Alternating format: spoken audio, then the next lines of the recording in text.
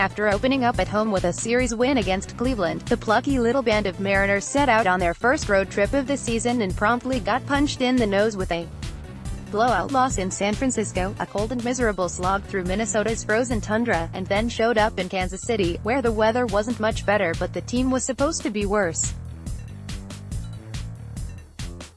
The Royals, however, jumped all over Marco Gonzales while Jake Junis throttled the Mariners' bats, en route to a 10-0 blowout. Marco's final line was 2.1 innings, 8 hits, 4 earned runs, 4 strikeouts and 1 walk.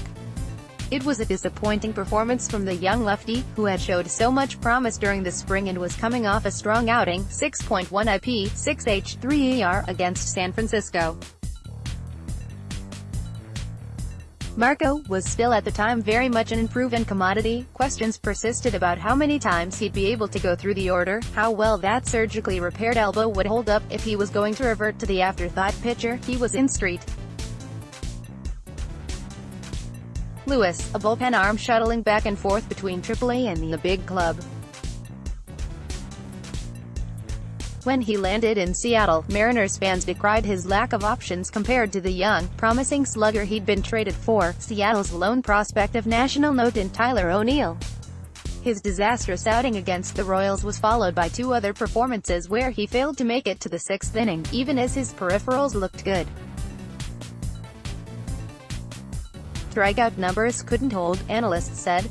Regression was coming for the young lefty. Even as Marco strung together solid outing after solid outing, it was too soon to tell. It's a different Marco Gonzales who took the mound tonight. It's no longer too soon to tell.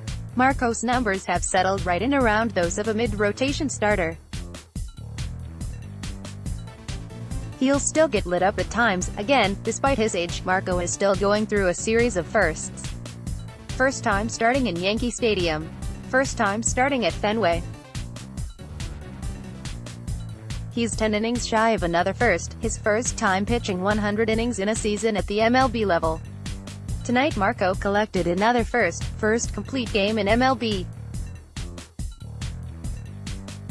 He was one Mike Moustakas single away from his first CGSO, Maddox, but let's not get too greedy. He took the mound and offered a 9-inning demonstration of how far he's come, how far this team has come, since that chilly series back in April. Marco had excellent command of all his pitches, effortlessly gliding back and forth across the zone, dropping pitches in low and away and inducing ugly reaching contact, and then wrong-footing batters by popping one high in the zone. He constantly worked ahead of batters, throwing 23 of 31 first-pitch strikes, and surrendered only one free pass AHBP because Lucas Dude is approximately the size of a young grizzly bear. Meanwhile, he collected 7 strikeouts, including this trickeration of the aforementioned Duda. Marco got some help from excellent infield defense, as well. I almost feel like we take it for granted, how strong the combination of Segura-Gordon is with Ryan picking everything that's thrown to him, plus Mike Z doing Mike Z things. It's hard to appreciate them enough. My notebook is filled with tiny stars from nice plays and a huge star cluster in the third when Seager robbed Dozier of a potential double with a great stab and throw, with a nice stretch by Healy. Meanwhile, the offense also showed that they've taken steps forward, too, as Haniger and Zunino each checked in with home runs. The M's offense was a little slow to get going as they tried to figure out Ian Kennedy, whom they didn't see last time in KC, but Gene and Mitch put their heads together in the 4th and came up with this beauty. Meanwhile, Mike Zunino has been telling people his swing feels good, and Mike Zunino feeling good means some baseballs are about to feel really, really bad. You know you done good when Nelson Cruz is impressed. Lest you think these Mariners are imbalanced, they did manufacture a run, as well, when Guillermo and D both got on base via the walk, and Gene the hitting machine singled Guillermo home. Note, I'm sorry Gina, I know you think it's too much pressure to be called the hitting machine, but what then are we to call you when you hit like this? Nespaun hitting machine. Anyway, let's have a live look in it. Guillermo, same. Very same, Guillermo.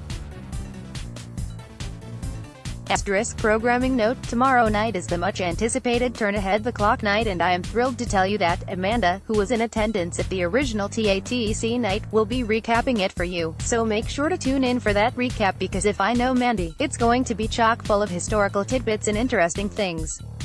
See you all tomorrow.